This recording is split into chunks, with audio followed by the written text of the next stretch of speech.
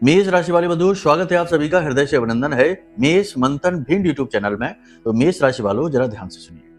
इस पूरे 2026 में यानी आने वाले नव वर्ष में यह एक इंसान आपके ग्रह नक्षत्रों के दोषों को समाप्त कर देगा, आपका भाग्योदय करवाएगा, आपका सबसे बड़ा साथ देगा, आपका हमदर्द और साथी बनकर उभरेगा। इस एक इंसान को आप पहचान लेना। बंधु, कई बार जीवन में ऐसा होता है, आपने ये महसूस किया होगा, देखा भी होगा कि कुछ लोग ऐसे होते हैं जिनसे मिलने के बाद यानी पहली दूसरी मुलाकात में ही मिलने के बाद आप उनको भूल नहीं पाते हैं। उनकी बातें, उनका सोचने का तरीका और उनकी कुछ ऐसी चीजें जिन्हें आप बता नहीं सकते हैं, लेकिन वे चीजें आपको बहुत अट्रैक्ट करती हैं, आप उनकी तरफ आकर्षित होते हैं। वो क्या है जो उनकी एक विशेष छवि आपके मन में बना देती है और फिर आप उसे भूल नहीं पाते, मिटा नहीं पाते हैं? वह असल में ऊर्जा क्षेत्र है, वह असल में वाइब्रेशंस हैं। याद रखना कि जब आप किसी से मिलते हैं तो आपको देखने में ऐसा लगता है कि जैसे आप किसी इंसान से मिल रहे हैं, लेकिन असल में आपकी आत्मा उस शरीर के अंदर बैठी हुई आत्मा की वाइब्रेशंस को, फ्रीक्वेंसी को पकड़ लेती है। इसीलिए आपने देखा होगा कि कई बार ऐसा होता है कि कुछ लोगों से एक बार मिलो तो बार बार मिलने का मन करता है, और कुछ लोगों से चाहे 10 बार मिल लो, हर बार मिलकर बुरा अनुभव ही होता है। चाहे भले ही उस इंसान ने आपके साथ कुछ भी बुरा ना किया हो सीधे तौर पर, तब भी उसकी बातें, उसके सोचने का तरीका कुछ भी अच्छा नहीं लगता है।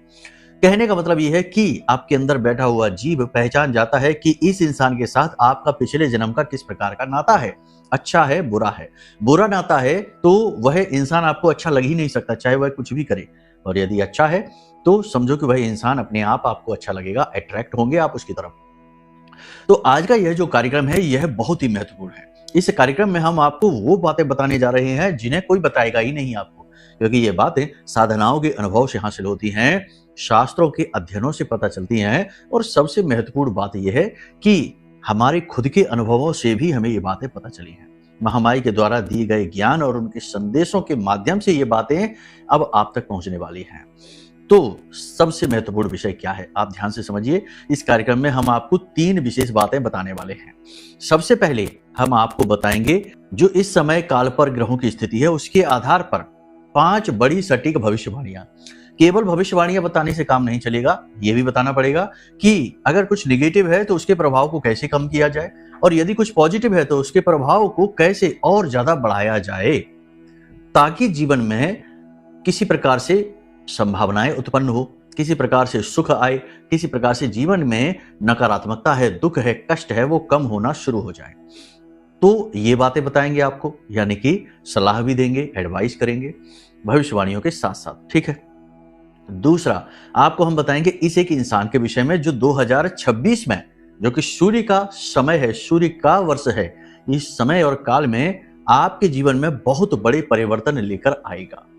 जी हाँ, कई बार ऐसा होता है कि जब किसी इंसान के ग्रह नक्षत्र कमजोर पड़ जाते हैं तो वो किसी ऐसे व्यक्ति के साथ जुड़ जाता है जिसके ग्रह नक्षत्र उच्च के होते हैं, और फिर उसकी कमजोरी और उसकी शक्ति मिलकर एक गजब का तालमेल बैठाती है, और आप देखेंगे कि पार्टनरशिप किसी ने कर ली और पार्टनरशिप करने के बाद दिन दूना रात चौगुना बिजनेस बढ़ गया। तो ये जैसे वैवाहिक बंधन होता है तो वह भी ग्रहों को मिलाने की एक प्रक्रिया ही है, तभी तो कुंडली मिलान किया जाता है, गुण दोष मिलाए जाते हैं। तो कहने का मतलब यह है कि इस इंसान के जो ग्रह योग हैं, जो ग्रह की स्थितियां हैं, वो आपके लिए बड़ी पावरफुल हो जाएंगी। इसको पहचान लेना, इसके विषय में कुछ संकेत बताएंगे, कुछ जरूरी जानकारी देंगे। कार्यक्रम के अंत में हम आपको बताएंगे 3 बड़े उपाय जो आपको इस समय और काल पर, जबकि आप नए वर्ष की दहलीज पर खड़े हैं, पुराना वर्ष जा रहा है, नया वर्ष आ रहा है, ये जो समय और काल होता है ये बड़ा ही महत्वपूर्ण होता है। इस समय और काल में यदि आप कुछ छोटे छोटे भी कार्य करें, जो हम आपको बताएंगे, जो शास्त्र विदित हैं, जो ज्योतिष कहता है इन कार्यों को करना चाहिए, तो समय परिवर्तन का आपको सीधा लाभ मिलेगा। और वैसे भी हमने आपके वार्षिक राशिफल वाले कार्यक्रम में कह दिया था कि मकर संक्रांति के बाद आपके जीवन में बड़े ही पॉजिटिव रिजल्ट आएंगे, कुछ अच्छी घटना घटित होंगी। तो अगर आप इन उपायों को करेंगे तभी तो होगा ये, वरना तो आपकी जन्मपत्री की स्थितियां तो नहीं बदलने वाली हैं। बाहरी ग्रह स्थितियां, गोचर की स्थितियां बदलती रहें, लेकिन अंदर से आपका जब सॉफ्टवेयर ही खराब है तो बाहर से कितना ही आप अपने वो हार्डवेयर को चमकाते रहिए, कुछ होने वाला नहीं। तो कहने का मतलब यह है कि अपने प्रारब्ध को काटना पड़ेगा उपायों के माध्यम से। तो ये 3 उपाय हैं जिनको आप समझ लेना, जान लेना, बहुत महत्वपूर्ण है ये। कोई भी आपको इस तरह से नहीं समझाएगा जैसे हम आपको बता रहे हैं, ठीक है। आपको बस पूरे धैर्य के साथ कार्यक्रम को अंत तक देखना है। महामाई की कृपा है, उनका आशीर्वाद है, उनके संदेश है, जो आपको समझना है समझ लीजिए, लेकिन ये कार्यक्रम आपके लिए बना है, आपके जीवन को बदलने का दम रखता है। उम्मीद करते हैं सारी बात आप समझ रहे हैं, हमारी मेहनत को सफल बनाएंगे, कार्यक्रम में रुकेंगे अंत तक, ठीक है। चलिए शुरू करते हैं कार्यक्रम को। महामाई को याद करते हुए कमेंट बॉक्स में पूरे भक्ति भाव के साथ लिख डालिए अपने दिल के सारे दुख, महामाई को सुना डालिए और कमेंट बॉक्स में लिखिए जय मां भद्रकाली कृपा करो। महामाई निश्चित तौर पर आपके ऊपर कृपा करेंगी। यदि आप पहली बार इस कार्यक्रम में आए हैं तो आपका सौभाग्य खींच कर लाया है, और यदि आप रेगुलर कार्यक्रम देखते हैं हमारे, तो आपको पता है कि हमारा कार्यक्रम महामाई की भक्ति से ओतप्रोत होता है और हम आपको जबरदस्ती महामाई की शरण में लेकर आएंगे, महामाई के चरणों में लाकर बिठा देंगे, महामाई आपको गोद में उठा लेंगी। ना केवल आपका ये जन्म बल्कि जन्म जन्मांतर की यात्रा शुभ यात्रा में परिवर्तित हो जाएगी, क्योंकि महामाई का साथ आपको मिल जाएगा। यही हमारा उद्देश्य है, ठीक है। तो चलिए, यदि भाव और गहरा है तो ये भी लिख डालिए कि मैं भी माई के परिवार का हिस्सा हूं। ये हिस्सा बनने का सौभाग्य आपको किस्मत से मिला है, जाने ना देना। चलिए अपने मूल विषय को शुरू करते हैं। बात करते हैं 5 बड़ी सटीक भविष्यवाणियों की जो आपके जीवन, आपके दिल, आपके व्यक्तिगत जीवन से जुड़ी हुई हैं, ठीक है। जय माई की। बंधुओं, ज्योतिष और तंत्र विद्या के क्षेत्र में आचार्य अमित एक जाना माना नाम है। पूज्य गुरुदेव के साधनाओं और ज्योतिष विद्या के अनुभव बेहद दिव्य है। जी हाँ, पूज्य गुरुदेव ने जिसकी भी कुंडली का विश्लेषण किया और कुंडली के अनुसार उसे सटीक उपाय व महामाई माँ बगलामुखी की विशेष कृपा दी, उसके जीवन में सकारात्मक बदलाव तो आए ही है। फिर चाहे समस्या कितनी ही कठिन क्यों न हो, समाधान तो अवश्य हुआ है। अब ऐसे में यदि आप भी अपने जीवन की किसी बड़ी समस्या से जूझ रहे हैं, जैसे कि कर्जा बढ़ता ही जा रहा है, काम धंधा और व्यापार सब रुक चुका है, रिश्ते नातों में तनाव हद से ज्यादा बढ़ गया है, पूरा जीवन ही नकारात्मकताओं से भर गया है, तो ऐसे में यही सही समय है जब आप श्रेष्ठ गुरु से मार्गदर्शन प्राप्त करें और जीवन के अंधकार को समाप्त कर दिव्य प्रकाश की ओर कदम बढ़ाएं। वीडियो में दिए गए नंबरों पर तुरंत संपर्क करिए और अपनी कुंडली का विश्लेषण व समाधान पूज्य गुरुदेव के द्वारा करवा लीजिए। देर ना करें, आपके देवी देवताओं के आशीर्वाद से ये मौका खुद चलकर आपके पास आया है, इसे गंवाना नहीं है। अभी फोन करें और गुरुदेव से मार्गदर्शन प्राप्त करें। महामाई आपका कल्याण करें। धन्यवाद। चंद्रमा का गोचर, ध्यान से सुनिए। इस समय और काल पर मीन राशि में शनि के साथ विष दोष बना रहा है।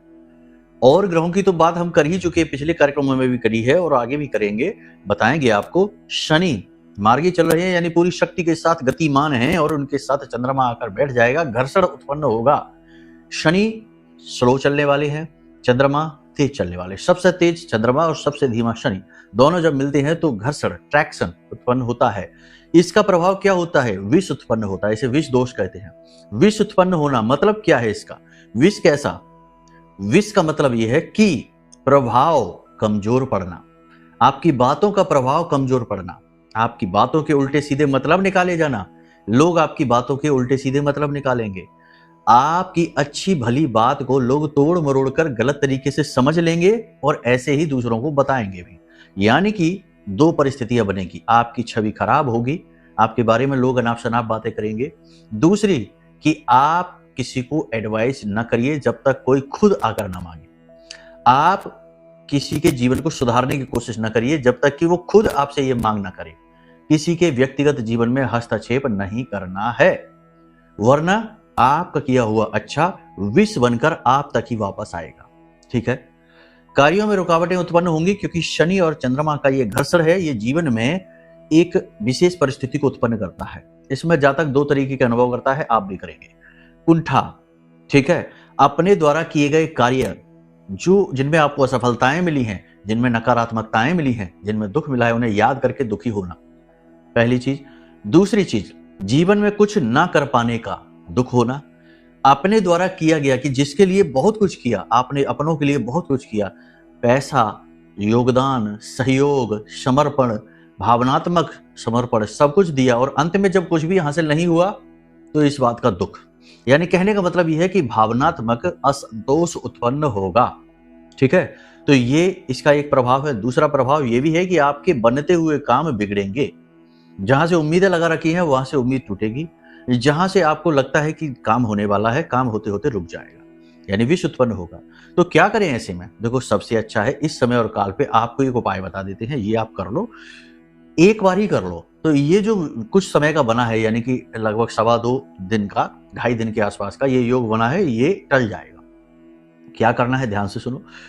एक काला कपड़ा लेना है और 8 मुट्ठी उड़द की दाल लेनी है, शनि को समर्पित है ये, ठीक है। पोटली बना लीजिए और इसे अपने सिर के ऊपर से उल्टा एंटी क्लॉकवाइज 8 बार उसार लीजिए। अब आपने इस पोटली को ले जाकर किसी मंदिर में दान कर देना है, ठीक है। किसी मंदिर को दान कर दो या किसी भिखारी को जाकर दान कर दो, किसी अपाहिज को जाकर दान कर दो, किसी को भी देखो जाकर दे दो। अब ये कोई टोटका नहीं है, डरने की जरूरत नहीं है, ये सिर्फ ग्रह की निगेटिविटी को कम करने का एक तरीका है। इससे जो विष बनेगा चंद्रमा और शनि का, वह कमजोर पड़ जाएगा, ठीक है। इसके नेगेटिव इफेक्ट जो है ना वो कम हो जाएंगे। तो इस उपाय को आप कर लीजिए। दूसरा कि अपने गुरु मंगल को प्रबल करिए, नेगेटिविटी को दूर करिए। गुरु मंगल को प्रबल यानी कि गाय को हरी घास खिला दीजिए, रोटी खिला दीजिए। रोटी खिलाते समय रोटी पर थोड़ी सी हल्दी लगा देना और गाय का जो कुबड़ होता है उस कुबड़ पर हाथ फिरा देना। इससे आपका गुरु और आपका मंगल दोनों ही प्रबल हो जाएंगे, बुध भी प्रबल हो जाएगा। गाय के अंदर तो सभी देवी देवताओं का, सभी ग्रहों का वास माना जाता है, मूल तौर पर गुरु का, ठीक है। तो आप ये उपाय कर लीजिए, ये 2 काम आप कर लेंगे, इस समय और काल पर जो रुकावटें हमने बताई हैं वो दूर हो जाएंगी। अब ध्यान से सुनो विशेष बातें। सबसे बड़ी चीज, व्यापार मंदा रहेगा, वैसा नहीं चलेगा जैसा आप सोचेंगे, चलेगा अच्छा, लेकिन जैसा आप सोच रही हैं आपकी उम्मीदों से कम रहेगा। टेंशन में नहीं आना है, घबराना नहीं है, चीजें धीरे धीरे परिवर्तित होंगी, आपके मनोअनुकूल हो जाएंगी। कुछ उपाय क्रियाएं कर लेना, अभी हम आपको बताने जा रहे हैं अंत में, तो उन्हें आप सुन लेना ध्यान से और कर लेना, ठीक है। चीजें अनुकूल हो जाएंगी। दूसरा, किसी प्रकार की चोट लग सकती है, कमर के निचले हिस्से में चोट लग सकती है, फिसल सकते हो, गिर सकते हो, खास तौर से दाहिने शरीर के दाहिने भाग में, ठीक है, चोट लग सकती है। शरीर के किसी विशेष जॉइंट में, जोड़ में दर्द रह सकता है लगातार, कोई पुरानी एलर्जी उभर सकती है, ये समय है। कफ से जुड़े हुए रोग परेशान करेंगे, छाती में गले में इन्फेक्शन होगा, बोलने में तकलीफ हो सकती है और सिर के बीचों बीच यानी इस हिस्से में दर्द रह सकता है, ठीक है। ये सारी तकलीफें आपको हो सकती हैं। तो थोड़ा सा आपको क्या करना है, खान पान का ध्यान दीजिए, ठीक है। प्राणायाम करिए, सुबह सुबह समय से सोकर जागिए, ठीक है। अनुशासन के नियमों का पालन करिए, सुबह सुबह समय से सो के जागिए, प्राणायाम करिए, अनुलोम विलोम करिए, बहुत आवश्यक है। अगर आपने 10 से 15 गहरी सांसें ली और अंदर होल्ड किया और उसके बाद धीरे से उसे रिलीज किया, और जब आप सांसों को रिलीज करें तो उस समय अपने मन में यह भाव लेकर आइए कि आपकी जो निगेटिविटी है, आपके जो दुख है, जो आपके ऊपर किया गया तंत्र मंत्र है, टोना टोटका है, ये सब आपकी श्वासों के माध्यम से बाहर निकल रहा है और वातावरण में विलीन हुआ जा रहा है। इस प्रकार से आप करिए। फिर आपका अनुलोम विलोम है, यानी एक नासिका से श्वास लेना, दूसरी छोड़ना, इस प्रकार आपकी ईड़ा और पिंगला नाड़ियां जो होती है ना, जो हमारे सूक्ष्म शरीर में होती हैं, इस शरीर में नहीं, ये सक्रिय होती है और ये आपकी चेतना को जागृत करती हैं, निर्णय लेने की क्षमता को प्रबल करती हैं, नेगेटिविटी को दूर रखती हैं, आपका ऑरा मजबूत होता है। तो आप ये क्रियाएं जरूर करिए, इससे आप रोगों से भी बचेंगे। थोड़ा बहुत फिजिकल मूवमेंट करिए, ठीक है, रस्सी कूद लीजिए, वॉकिंग कर लीजिए, धीमे धीमे चल ही लीजिए। अगर शरीर की अवस्था ऐसी नहीं है तो धीमे धीमे चल ही लीजिए, या फिर थोड़ा बहुत बैठकर ही मूवमेंट कर लीजिए। जोड़ों का मूवमेंट करना इस समय बहुत आवश्यक है, वरना जोड़ों में तकलीफ होगी 101%, ठीक है। ये है, किसी भी व्यक्ति पर विश्वास नहीं करना है, जल्दबाजी में कोई फैसला नहीं लेना है, वाहन चलाते समय बहुत सावधान रहना है, छोटी मोटी ही सही दुर्घटना हो जाएगी। इलेक्ट्रिसिटी से जुड़े हुए यानी इलेक्ट्रॉनिक से जुड़े हुए सामान आपके खराब होंगे, कोई कीमती सामान, कोई डॉक्यूमेंट वगैरह खो सकता है, संभल कर रहने की जरूरत है। सरकारी कार्यों में आपकी अड़चन आएगी, गवर्नमेंट से जुड़े हुए कार्यों में आपकी अड़चन आएगी, ठीक है। अड़चन आएगी, आने दो, कोई बात नहीं, उपाय बताएंगे, ठीक हो जाएगा सब कुछ। प्रेमी जनों के साथ में और दाम्पत्य जीवन दोनों जगह परेशानी उत्पन्न होगी।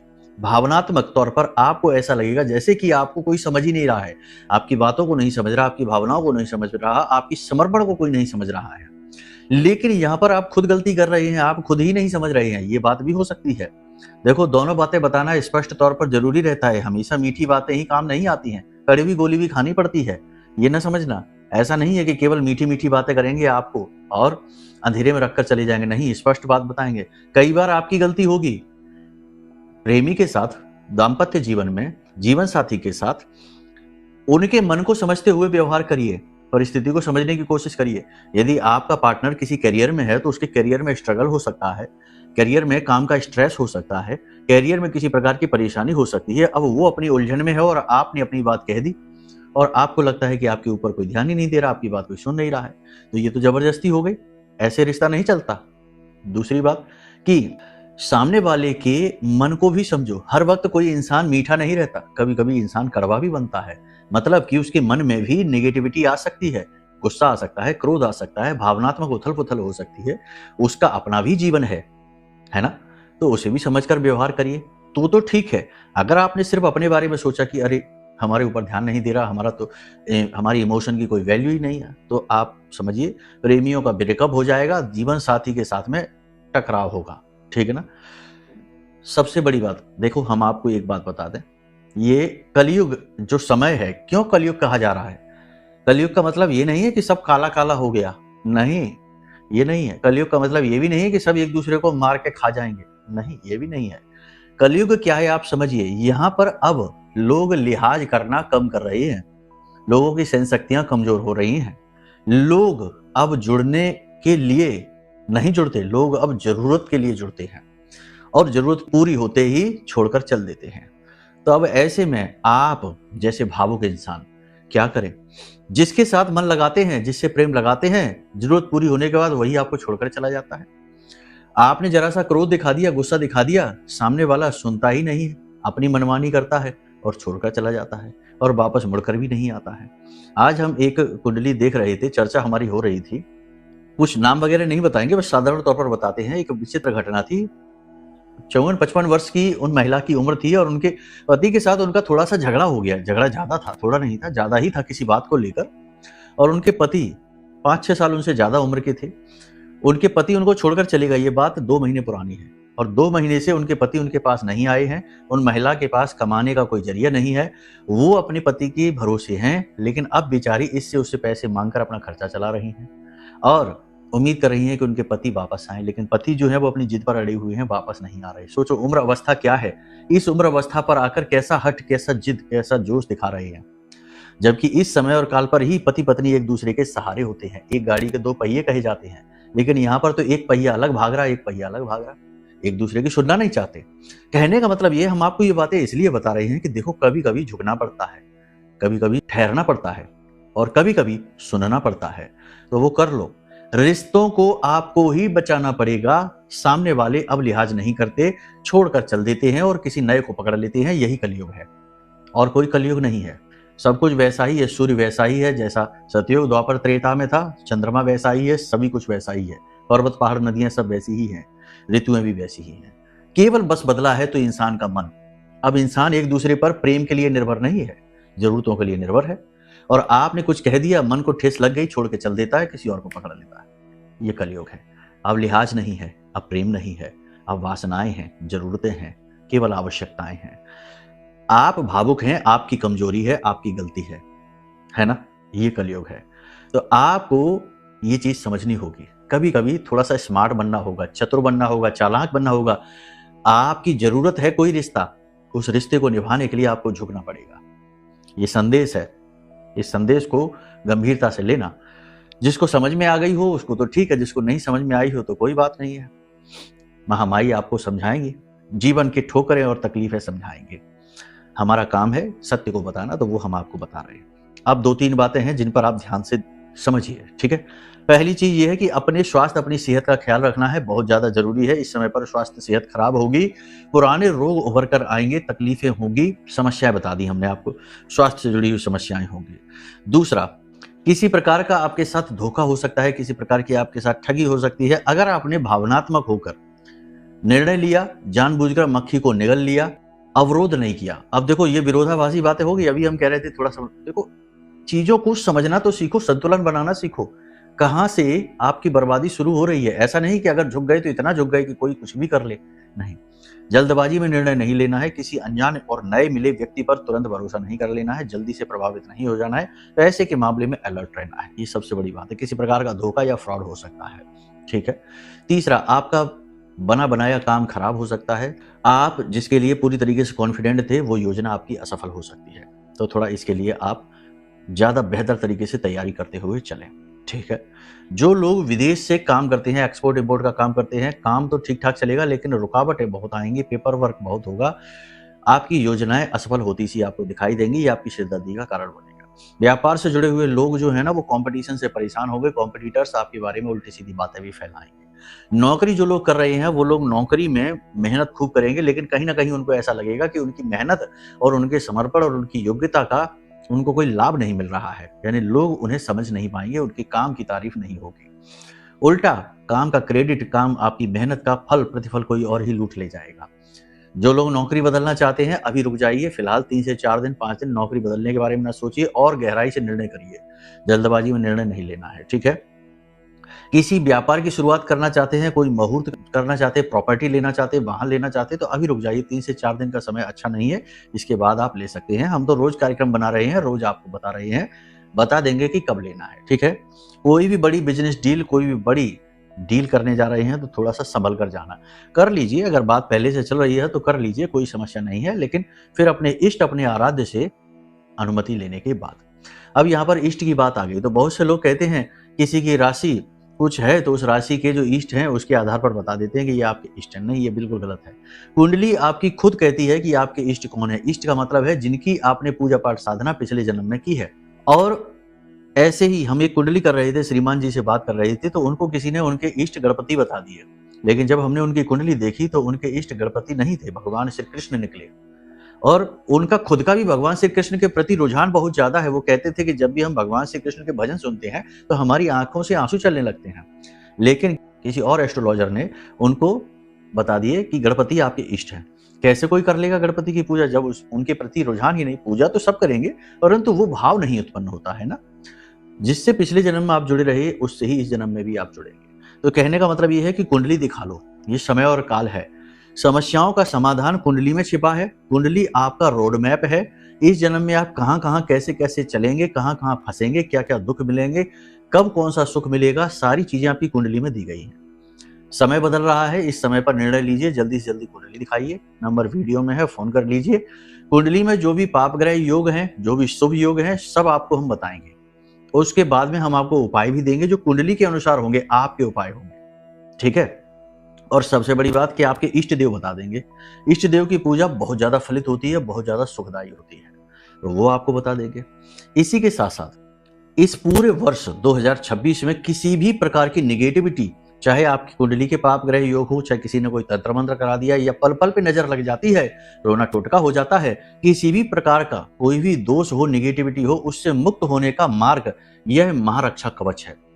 ब्रह्मास्त्र विद्या मां बगलामुखी का महारक्षा कवच माई के सबसे शक्तिशाली मंत्र से जागृत है, अभिमंत्रित है। इसे मंगवा लीजिए, ये आपके लिए ही तो बनाया है। हमारे पास तो माई है ही, हम तो उनके चरणों में बैठे ही रहते हैं। आपको उनकी आवश्यकता है तो आप ये मंगवा लीजिए, ठीक है।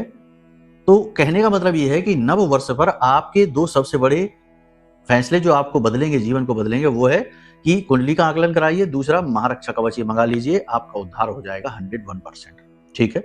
हजारों लोगों का, सैकड़ों लोगों का हुआ है, आपका भी होगा, क्यों नहीं होगा।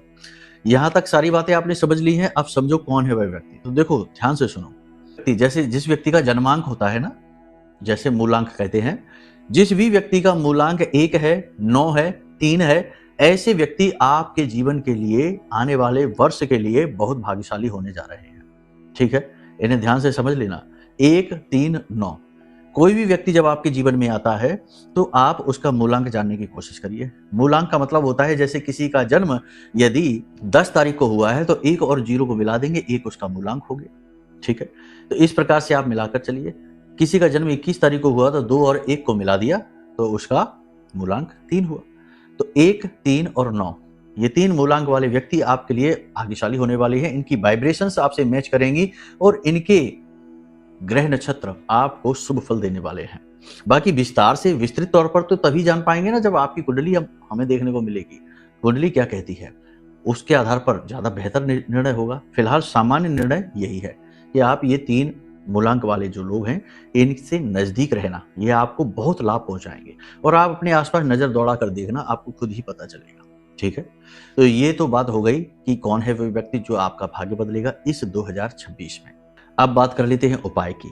तो देखो, नव वर्ष जब प्रारंभ हो तो उससे पहले किसी भी दिन आप किसी भी मंदिर में चले जाइए। जैसे कि मान लो कि सोमवार के दिन शिव जी के मंदिर चले आइए, हनुमान जी के मंदिर में शनिवार मंगलवार को चले जाइए, या आपकी जिस भी देवी देवता में आस्था है, विश्वास है, उस मंदिर में आप चले जाइए और एक घड़ी, ठीक है, घड़ी मंदिर में जाकर दान कर दीजिए।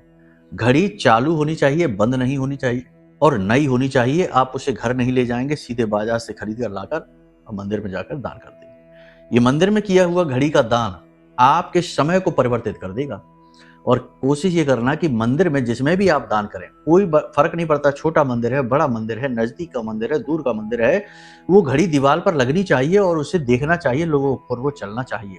ऐसा नहीं कि ले जाकर कहीं कोने में पटक दी, ऐसे काम नहीं चलेगा, घड़ी लगनी चाहिए, ठीक है। इस एक उपाय को आप कर लीजिए। दूसरा उपाय सबसे शक्तिशाली हमने आपको इस समय और काल का बता दिया है। नव वर्ष का आपको हम बता देते हैं कि नारियल लीजिए, नारियल को ऊपर से काट लीजिए। ऊपर जो सख्त खोल होता है उसकी बात नहीं करें, अंदर वाला जो होता है ना, उस नारियल के ऊपर को काट लीजिए और उसके अंदर भुना हुआ आटा और चीनी यानी शक्कर मिलाकर पंजीरी बना लीजिए, इसे पंजीरी कहते हैं। पूरा ऊपर तक भर लीजिए और उसके बाद उसके ढक्कन को बंद कर लीजिए और इसे अपने पूरे घर में घुमाइए। घर के सभी लोगों से स्पर्श कराते चलिए। ये उपाय आप सोमवार, शनिवार, मंगलवार, बुधवार इन दिनों पर करें, इसके अलावा नहीं। तो आप इसे लेकर पूरे घर में घुमाइए, हर कोने में घुमाइए और घर के सभी लोगों से कहिए कि इसे बस स्पर्श कर लें। और इस नारियल को ले जाकर आप किसी वीरान स्थान में किसी पीपल के या बरगद के वृक्ष के नीचे छोटा सा एक गड्ढा खोदें और उसमें इसे दबा दें। पूरा नहीं दबाना, इतना दबाएं कि ये थोड़ा सा बाहर निकला रहे और इसके ऊपर का जो ढक्कन आपने काटा था उसे हटा दें। अब इससे ये होगा कि उसे चींटियां खाना शुरू करेंगे, कीड़े खाना शुरू करेंगे। जो आत्मा आपके अंदर है वही आत्मा चींटियों के अंदर है, वही कीड़ों के अंदर है। आत्मा अलग नहीं होती, शरीर अलग होते हैं, चेतनाएं अलग होती हैं। तो जो वो कीट पतंगे हैं, जो वो चींटियां हैं, उसे खाएंगी तो उनकी आत्मा तृप्त होगी और उसका आशीर्वाद आपको मिलेगा। पूरा वर्ष आपका बेहतरीन चला जाएगा। आप इस उपाय को कर लेना। ये 2 उपाय आपका जीवन बदल देंगे। तीसरा उपाय हम आपको हर बार बताते फिर बता रहे हैं कि सूर्य देवता को अर्घ देना प्रारंभ करिए, आपका उद्धार हो जाएगा। ज्यादा नहीं तो केवल रविवार के दिन तो करिए ही, जो सूर्य देवता का ही दिन होता है, ठीक है। तो चलिए, यहां तक सारी बात आपने समझ ली है। अब इन चीजों को जीवन में उतारिए। जैसा हमने आपको गाइड किया है बिल्कुल वैसे ही चलिए। आपको उन्नति बहुत जल्दी मिलेगी और आप दुनिया को देखने का नजरिया बदल पाएंगे। नजरिया बदलेंगे तभी आपका खुद का जीवन भी बदलेगा, संसार बदलेगा, ठीक है। तो चलिए बंधु, आज के कार्यक्रम को यही विराम देते हैं। अब यदि मन में कोई प्रश्न उठता है, जैसे कुंडली आकलन कराना है, महारक्षा कवच मंगाना है, मच्छ मणि मंगवानी है, या कुछ भी अन्य प्रकार की जानकारी चाहिए, तो आपको नंबर वीडियो में दिया गया है, इन पर फोन कर लीजिए। सारी बातें आपको बता दी जाएंगी। महामाई ने हमें यहाँ इसीलिए बिठाया है कि आपको कहीं ना कहीं से गाइड कर सके। यही हमारा काम है और यही महामाई का आदेश है। तो चलिए प्रेम से बोलिए, जय माई की, जय मां बगलामुखी। हमारे प्रिय और परम पूज्य आचार्य जी ने अपनी साधनाओं के अनुभवों पर आधारित शक्तिशाली उपाय और क्रियाओं के माध्यम से हजारों लोगों के जीवन को पूरी तरह से बदला है। आचार्य जी के द्वारा बताया गया हर एक उपाय इतना सटीक और कारगर होता है कि जो भी इसे पूरे भाव के साथ कर लेता है उसे साक्षात महामाई की कृपा और आशीर्वाद प्राप्त हो जाती है। इसलिए निसंकोच इन उपायों को पूरे भाव के साथ करिए, आपका कल्याण होगा। जय माई की।